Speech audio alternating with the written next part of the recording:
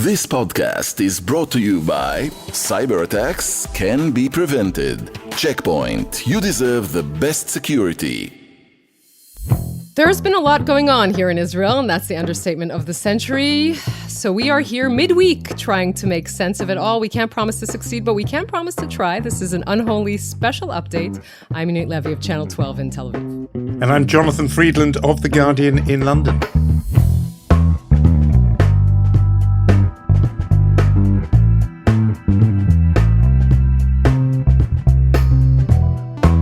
It's unholy. 2 Jews on the news, this special update from Keshet Podcasts.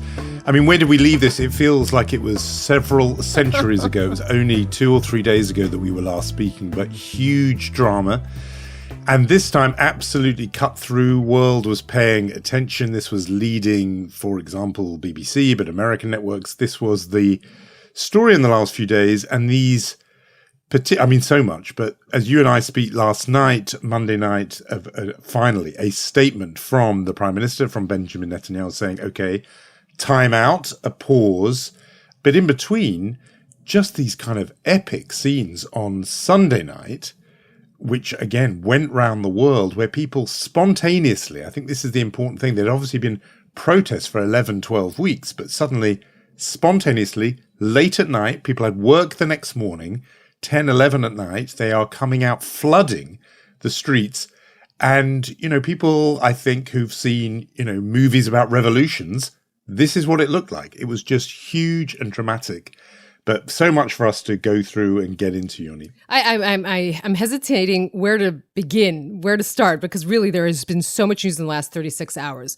We will get to the protests in a minute. I think you're right about them erupting and really being this dramatic thing, and slightly different from the protests we've seen in the past 12 weeks. But bottom line, and maybe we should begin with that, Netanyahu in this round lost. This was unconditional surrender after 12 weeks of unprecedented protests, international pressure, financial red flags, military reservists driving full speed against him. All this culminating in 24 hours that really I don't remember being this dramatic in this country. And all of it Netanyahu's doing, right? At the end of the day, this is value destruction of the highest order. 3 months ago, minus 1 day, we were talking here about his jaw-dropping comeback, his homogenous coalition. There were questions about what kind of coalition this is and how firm his hand is on the helm.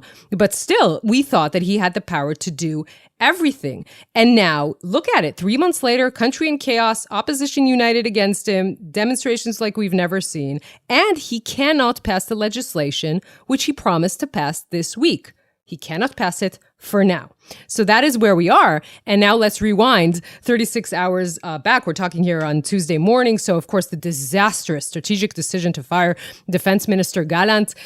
Why? Everyone asked themselves, right? This final straw. Why take a man who's a minister of defense, who has no claim to the throne, doesn't want to usurp Netanyahu? He just decided to say, look, I'm looking at the facts. I'm the defense minister. If you continue with this legislation, which, by the way, Gallant supports, right? If you continue with this legislation as it is, the military cannot hold, and we have to pause, right? This is what he was begging to do, and Netanyahu decided to fire him. This, as you said, erupted in spontaneous protests all over Israel, including some of Netanyahu's supporters. I know this because they were texting our network saying, we're at the protests too because we're outraged by it. And the way that it wasn't the sort of family protests of every Saturday. This was young people. They were enraged. In some cases, like in Jerusalem, they ran through the blockades around the prime minister's office. They were burning things. I mean, this was really streets burning up and streets in chaos. And it looks like, the leadership completely lost the direction and the control of it. I talked to you about the bus that as many Israelis felt like they were off on a school bus and the driver left. Well, the continuation of that is that the bus went over the cliff. I've been talking for a while. I'm going to shut up now. No, you've got so much to impart and to tell us because you're there and you're going through all this. I mean, I would just say, just to underline this thing about the eruption on Sunday, I think it's very hard to point to, you said precedents in Israel. I think it's pretty hard to point to precedents anywhere. Mm-hmm. I mean, in the whole Trump period, yes, there were huge organized demonstrations against him that would be planned several days in advance, and there'd be a meeting point and buses and all that. The idea, and I've read these accounts, I've been riveted by it, where people were getting WhatsApp messages at 10:15, 10:30 on a Sunday evening. Remember, again, a working day, work the next morning, even in small towns. I mean, I've read these accounts of this where WhatsApp groups would start fire up of neighbors, of families saying, well, we're going out on the streets, what about you? And people doing that till 1, 2 in the morning.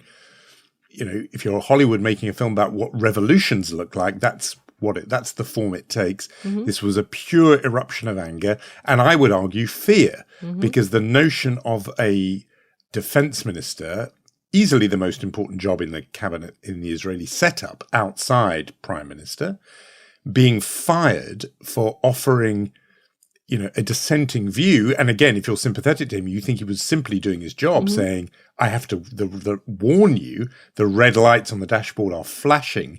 I cannot guarantee the security of the country because I've got a fighting force, many of whom at the senior levels will not fight if this judicial coup, as they see it, go ahead. If he does that and is yet fired, I think a lot of people who perhaps were on the fence before or gave Netanyahu the benefit of the doubt and said, come on, let's not go over the top here. He's not some autocrat in the making. I think you're all getting a bit hot under the collar. I think at that moment, they thought, well, maybe these warnings are right. And they had to rush out to stop it. Mm-hmm. And so that's a sort of epic moment. I wanted to just push back very gently on this idea that, which I want to believe is true, I underline, that, Netanyahu lost, and in a way, this was a surrender.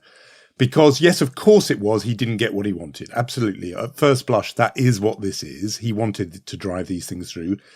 By Pesach was the original plan. By Passover, everything, which is just pass a week all away. Of everything. All of the plan, the whole thing. Right. The whole bundle was meant to have gone through by then, and it hasn't. So on the most fundamental level, you're absolutely right. This is a defeat. But I'm quite struck by, and I saw it echoed by Amos Harel, the military affairs correspondent for Haaretz as well, who said, there is good reason, he wrote, to suspect that Netanyahu is only trying to lull the protest movement and the opposition, whittling away at the opposition to the proposed legislation while waiting for the next opportune moment. We will get into, I'm sure, a bit more. I think you hinted at it, that this has been just so badly handled, tactically a series of terrible decisions by Netanyahu from the beginning. The man who was always admired for the surety, the sureness of his political touch, made one bad move after another. For example, just driving this through, making no kind of public diplomacy, public information, PR case for the reforms, but particularly, I would say, by bundling them up all together, so you made yourself a big target for opposition. This, to me, I worry, looks like the first bit of tactical acumen, tactical nous by Netanyahu, because he's now going to get everyone quiet off the streets. Always for protest movements, it's very hard to get people back out again. Mm-hmm. The momentum drains away. And I suspect he'll do this in salami slicing. Bits of legislation that in themselves, no one's going to go out onto the street for some tiny little technical thing. And he'll say, no, it's just one little thing, and it'll be a late night vote through a committee, and then weeks will pass, and then there'll be another little bit. And before you know it, the whole thing will have happened, but he won't have given the protests one big unifying, galvanizing target to rally against. And just the last thing I'd say on this is this idea of dialogue, because now, some of the opposition will come into dialogue and talks with him. Others will say these talks aren't serious. We're not going to take part. And before you know it, what was a stunningly united movement of opposition, where both workers from the history of the trade union movement and bosses were all on the same side, suddenly they could be split apart. So I'm not sure this is the white flag of surrender. I think and suspect it could be the first breakout of tactical good sense from Team Netanyahu. There's a lot to unpack there. There's a lot. I have a lot to say. Just before that, someone told you, I think it was one of your Israeli friends, I can't remember who said weeks ago that the legislation won't pass. Just saying. But I'll skip over that. And I'll say this. Look, first of all, is this just a smokescreen? Is Netanyahu, as you say, trying to lull the opposition and say, let's give it a few weeks? Netanyahu's not ever solving a crisis, is just re-rolling it or repackaging it as a different kind of thing and coming back to it. He promised Itamar Ben-Gvir, by the way, that he will bring back the legislation in the next session of the Knesset. He actually said that in the press conference as well. He said between the next session, which starts in May and ends in August, maybe. But I do want to bring you, Jonathan, numbers that are very important. And those are poll numbers. They came out yesterday. We published a poll asking Israelis after the crisis, right after the firing of Defense Minister Gallant and the protests that erupted. We asked Israelis who they would vote for and what do they think.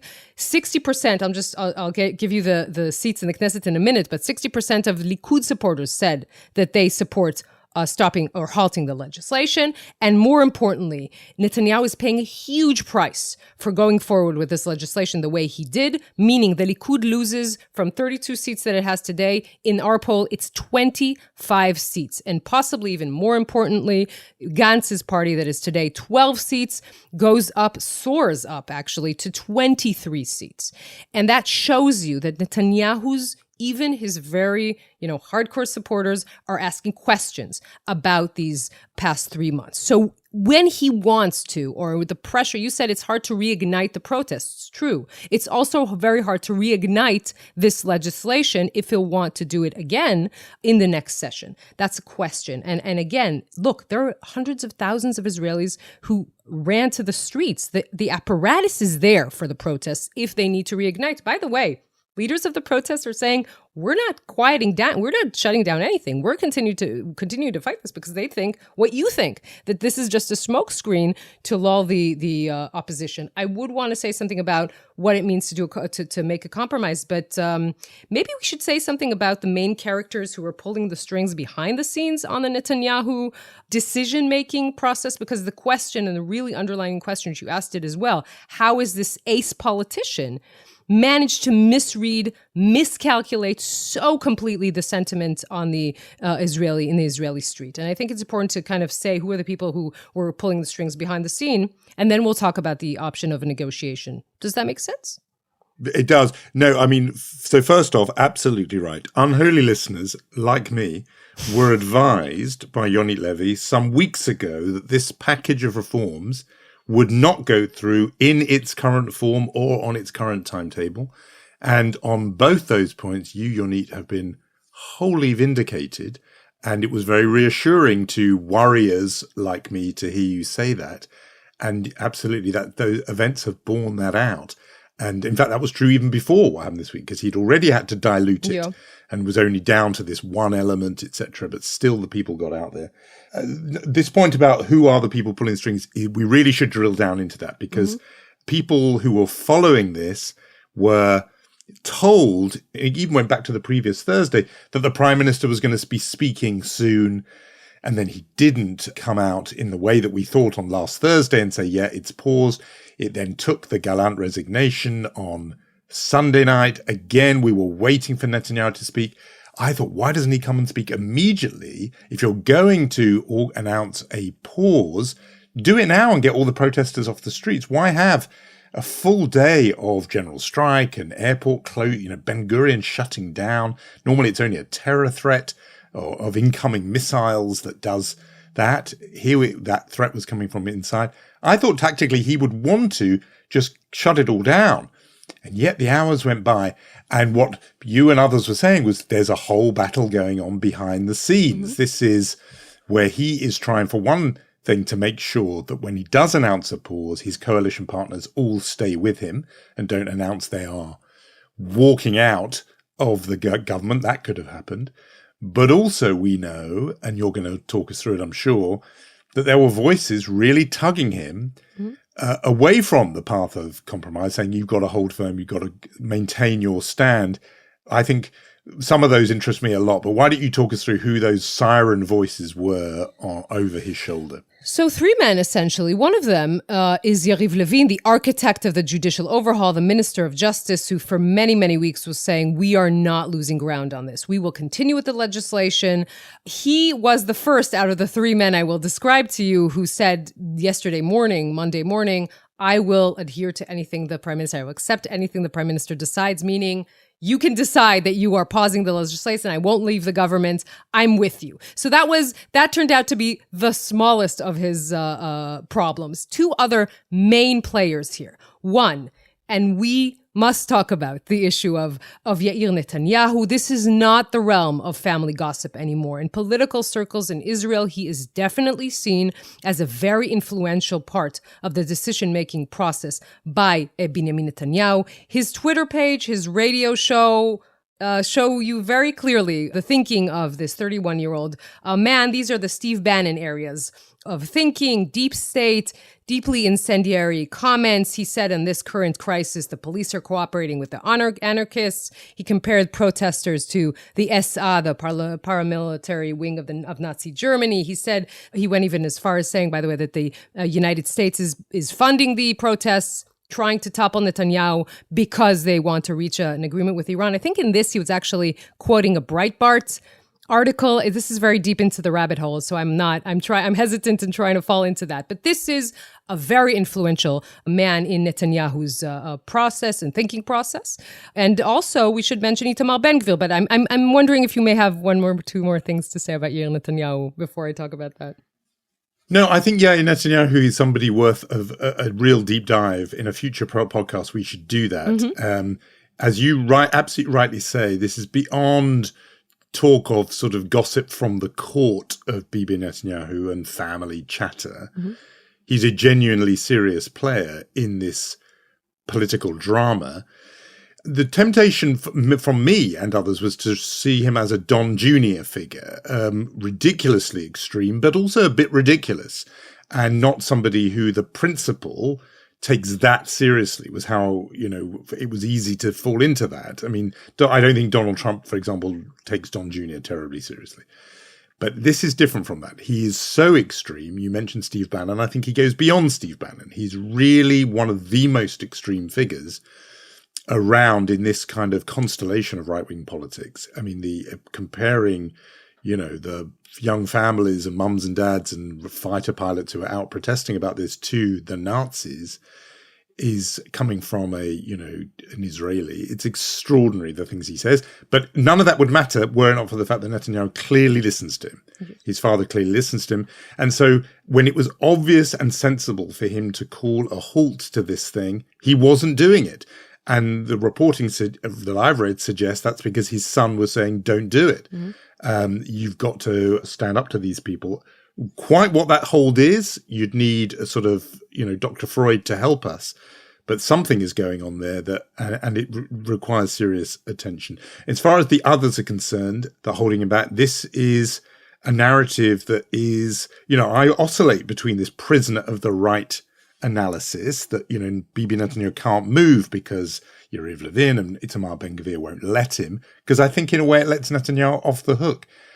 But there's definitely something in there that Netanyahu is not the man we knew before. He is weaker, mm-hmm. and he has this room for maneuver. The last thing I was just saying, because I think we must get into Ben-Gvir specifically and his price for continuing to support the Prime Minister. But just on Yariv Levin, it just amazes me.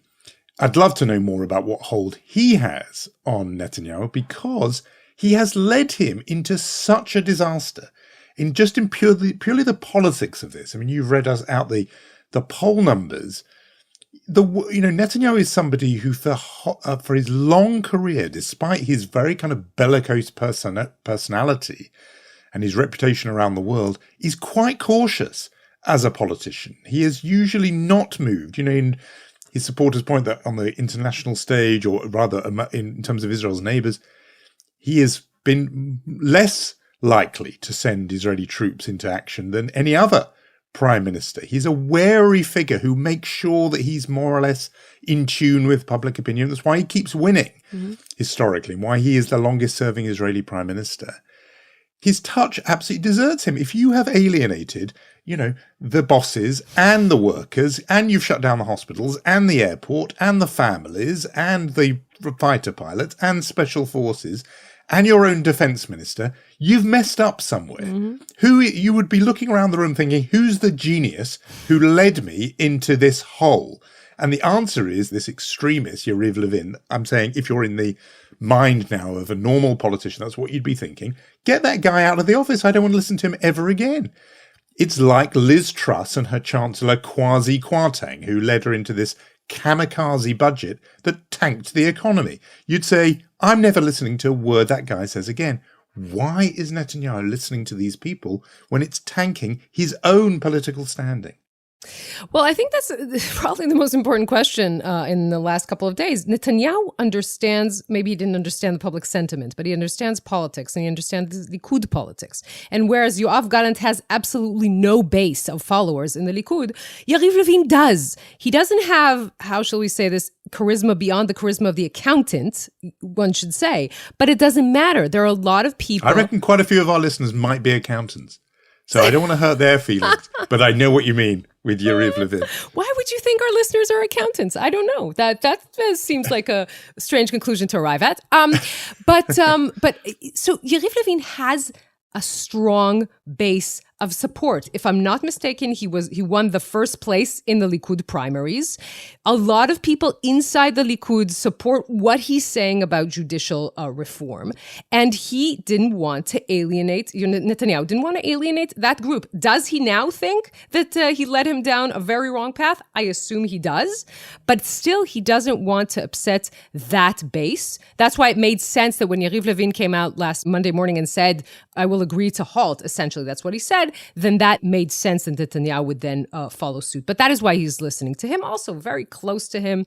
For many, many years, this is his most trusted advisor, the person who did all of his backroom dealing for him. So they're very, very connected. And I think that explains some of it. Now, let's say something about Itamar Ben-Gvir, right? The Minister of National Security, who Netanyahu, I remind you, did everything in his power not to be seen with him in the same photograph before the elections, and now is one of the strongest people in his coalition. He threatened, first of all, he called to fire Yoav Gallant after what Yoav Gallant said about Israel's security, but he also threatened to leave the coalition if Netanyahu indeed halts the legislation. Netanyahu decided, in turn, because he needs to keep his coalition together, to promise Ben-Gvir two things. One, that the legislation will eventually pass, and two, and this is very important, to create what we call Hamishmar Halumi, a national guard, a second police force, if you will, that will be under the jurisdiction not of the police, but of Itamar Ben-Gvir himself. This is nothing less than a scandalous decision by Netanyahu. I will, spoiler alert, raise a question if this will actually happen. But this is definitely a huge prize for Itamar Ben-Gvir to stay mute in this case of halting the legislation. This, by the way, is the element that has been picked up around the world, where there's just a chilling association with a private militia attached to a man of the far right who has himself a criminal record of incitement to racism and support for terror organizations. This is a pyromaniac, and Netanyahu has just handed him an extremely large box of matches and a tank full of gasoline. Whatever else comes out of this to me is chilling. Again, I've seen a lot of the commentary saying, it's not going to happen. Who's going to ever join this thing? Well, we saw some of these counter protests for the first time on Monday, where groups like, La Familia and La Hava, these really ultra-right groups, some of them associated with the Beitar football club, often, track record of, again, their own record of violence and racist violence. These are, I think there's going to be no shortage of recruits to Ben-Gvir's private army. But I think you have to go back to really the early principles of the founding of the state and the Altalena episode, in which David Ben-Gurion is ready to fire on his fellow, new Israelis, because the right wing, the precursors or the forerunners of today's Likud party, had their own ship with weapons on it, and he sank it. He ordered that ship sunk, and it was seen as a big moment in the history of the country because there must be a state monopoly on violence. The power of force has only got to be in the hands of the government. Now, people will say to me, yeah, well, this National Guard is still going to be in the hands of the government. Really? If this is his private army, loyal to him, which is what it will be, are we confident that this just stands down and disarms the day Ben Gvir is no longer a minister, or is his side lose an election? I'm not confident of that at all. This is the guy who does not play by Marquis of Queensberry rules, and this is an incredibly dangerous and terrifying move. We know from other countries and other moments in history what happens when figures of the ultra-nationalist far right have a military or paramilitary force that is loyal to them. And I think whatever else is decided through this so-called compromise, this is one that chills the blood, as far as I'm concerned. And especially if you add to that, if you just walk in your mind a few weeks forward in the future and you say, okay, what if the legislation does actually make a comeback and the protests make a comeback? And then what you have is Ben Gvir's National Guard trying to deal with these protesters and not the police, which, by the way, we should say, was quite careful in its treatment of protesters in the street. So this is where a lot of people in Israel are going and asking themselves. I need to just say that we are in a period of so much uncertainty. I'm not sure, Netanyahu obviously doing everything in his power to keep his coalition together, which means his coalition has many reasons or in many ways can fall apart. So I'm not sure if the end of the equation here is that he actually gets this, because there would be huge pushback, not only from the Israeli public, but also from the defense echelon, that everyone, thinks that this is a catastrophic idea. Then I don't know if this will actually happen. But I agree with you that the intent to do it is a problem in itself. Now, we're dancing around this topic, but I think it's very important to talk about, and this still connects to Itamar Ben-Gvir, to talk about the sentiment of the Israeli public, not only the protesters who flooded the streets in the past 12 weeks, but of the other side. I think it's really important to say where this whole thing leaves Israel. Because if you want to get into the minds of the people on the right who wanted this reform, right? We talked a lot about the different groups who want to weaken the Supreme Court. The group that is that are ideologues that believe that the Supreme Court needs to change the balance, it's too powerful, has too much power in Israel. That group feels, and I think it's important to say, they feel like they've been cheated. They feel like for the first time, they have a majority. They could have run this through the Knesset. And now again, the elites, right? I'm saying this with quotation marks, but the elites won them. And I do want to read to you, Jonathan. I think it's important because Itamar Ben-Gvir, besides other things you can say about him, is a true populist who understands where the sentiment of his own public is. And I wanted to read to you the tweet that he tweeted after, or right before Netanyahu actually capitulated, because I think it's important. He wrote this. He wrote, "Something happened in Israel today. The votes of the pilots are worth more than the votes of Golani, the combat soldiers, troops on the ground. The votes of Tzahala, northern Tel Aviv, are worth more than the votes of Dimona and the Negev, southern Israel. And the votes of the high-tech sector are worth more than the blue-collar workers' votes are worth." This is the sentiment he is going to be playing on. And this is the sentiment that you're going to see. First of all, it's true. It's a real sentiment. You're going to see, because you're going to see the people saying the pilots use their privilege, the high-tech sector use their privilege, the people who live in the northern part of Tel Aviv use I'm not saying this is factually correct. I'm saying this is what the sentiment of the people on the other side are. This is why you saw them yesterday, tens of thousands of them protesting for the reform in Jerusalem. And this is important because you're talking about where the Israeli public is left after this. Is there a possibility for some sort of negotiation that will reform a little bit of the power of the Supreme Court, but also enshrine the Bill of Rights and some sort of constitution for Israel? I'm not sure. This sounds like a pipe dream today. But it's important not to ignore this particular sentiment. And tonight, since I did read to you the tweets he wrote, if I may at least read out the response written by Mirav Cohen, who's a member of parliament from Yair Lapid's party, just because it's a good response. So I would read it out to you. She said, "You don't represent Golani. You weren't even drafted because you were a member of a terror organization." Kach, of course. You don't represent the Negev. You lived in Hebron your whole life and you hung a picture of a mass murderer in your living room, and you don't represent blue-collar workers. You're only a lawyer who represented extreme settlers and people who burned villages. So that's just for the commentary on the other side. You see, that reminds me of the words that Ilana Dayan spoke to us last week when she said, I'm not sure this genie can go back in the bottle. The divisions that have been opened up by this, the sense that there are two Israels, and it's very hard to see how the two can gel again back into one country. I mean, in a way, what we jokingly talked about right at the start about how fast the news cycle moves, maybe there's some hope in that Israel being Israel, something massive and interesting and new will happen and we'll all be swept on to the next thing. And before you know it, this will sort of be not quite forgotten, but in the rearview mirror, maybe. But otherwise, the worry is something has been opened and broken that can't be just stuck back together again. That the resentment of the people who do the fighting and pay the taxes being branded somehow the elite by people, and you see it in microcosm in that exchange you just read out there, by the people who, in the case of the ultra-Orthodox, don't serve in the military, and there are people who are economically inactive who are nevertheless telling the other side how they should be organized. I don't know. It was not for nothing did the president of the country warn of a civil war.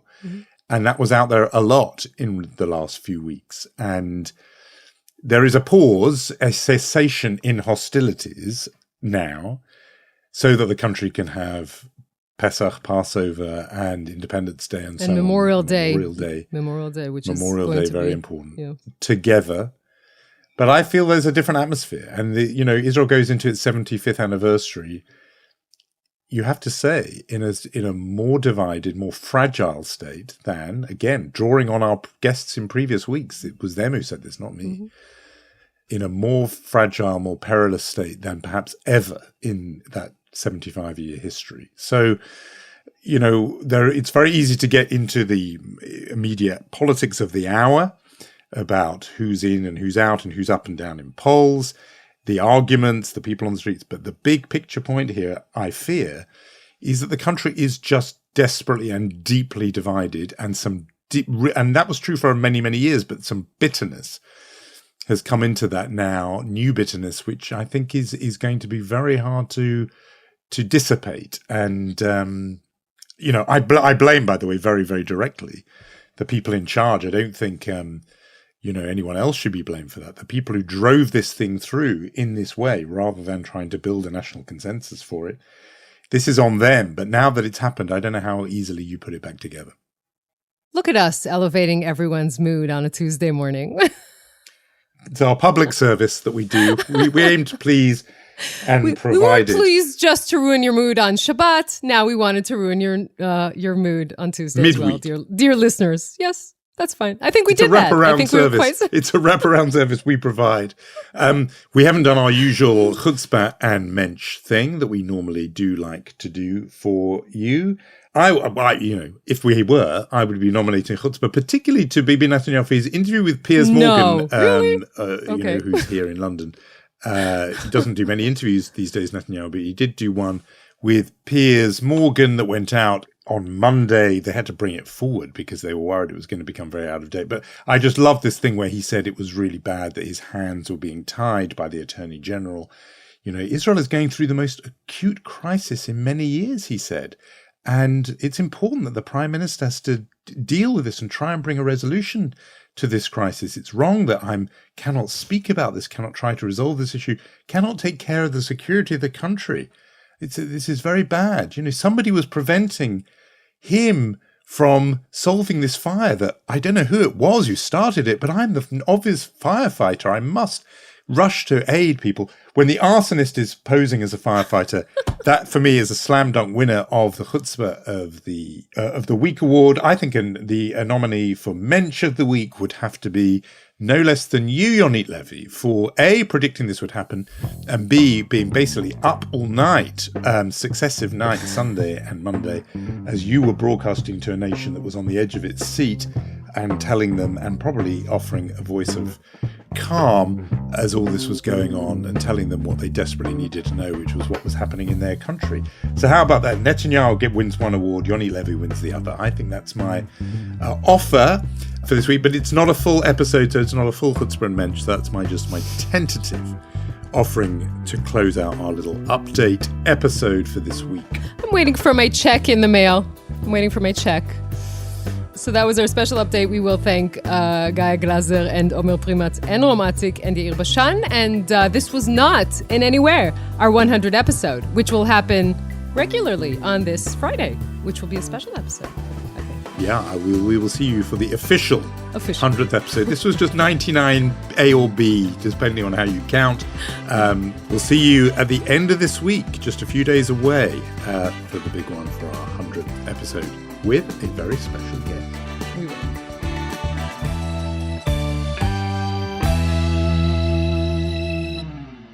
This podcast is brought to you by Cyber attacks can be prevented. Checkpoint. You deserve the best security.